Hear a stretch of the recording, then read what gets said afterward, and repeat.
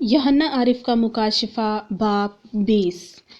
फिर मैंने एक फरिश्ता को आसमान से उतरते देखा जिसके हाथ में अता गड़े की कुंजी और एक बड़ी जंजीर थी। उसने उस अजदहा यानी पुराने सांप को जो इब्लीस और शैतान है पकड़कर 1000 बरस के लिए बांधा और उसे अता गड़े में डाल कर बंद कर दिया और उस पर मोहर कर दी ताकि वो 1000 बरस के पूरे होने तक कौमों को फिर गुमराह ना करे। इसके बाद ज़रूर है कि थोड़े अरसे के लिए खोला जाए।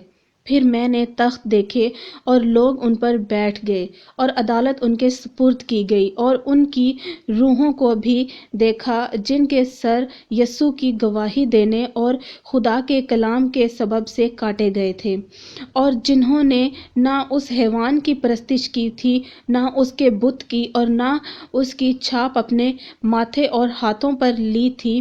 वो जिंदा होकर 1000 बरस तक मसीह के साथ बादशाही करते रहे और जब तक ये 1000 बरस पूरे ना हो लिए बाकी मुर्दे जिंदा ना हुए। पहली क़यामत यही है।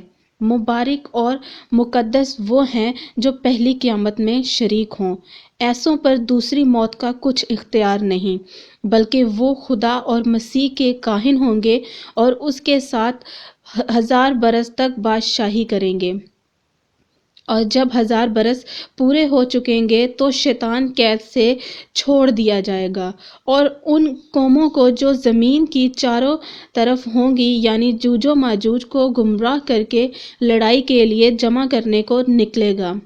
उनका शुमार समुंदर की रेत के बराबर होगा और वो तमाम ज़मीन पर फैल जाएंगी और मुकद्दसों की लश्करगाह और अजीज़ शहरों को चारों तरफ से घेर लेंगी और आसमान पर से आग नाजिल होकर उन्हें खा जाएगी और उनका गुमराह करने वाला इब्लीस आग और गंधक की उस झील में डाला जाएगा जहाँ वो हैवान और झूठा नबी भी होगा और वो रात दिन अब्दुल अबाद अजाब में रहेंगे। फिर मैंने एक बड़ा सफ़ेद तख्त और उसको जो उस पर बैठा हुआ था देखा, जिसके सामने से ज़मीन और आसमान भाग गए और उन्हें कहीं जगह ना मिली। फिर मैंने छोटे बड़े सब मुर्दों को उस तख्त के सामने खड़े हुए देखा और किताबें खोली गईं।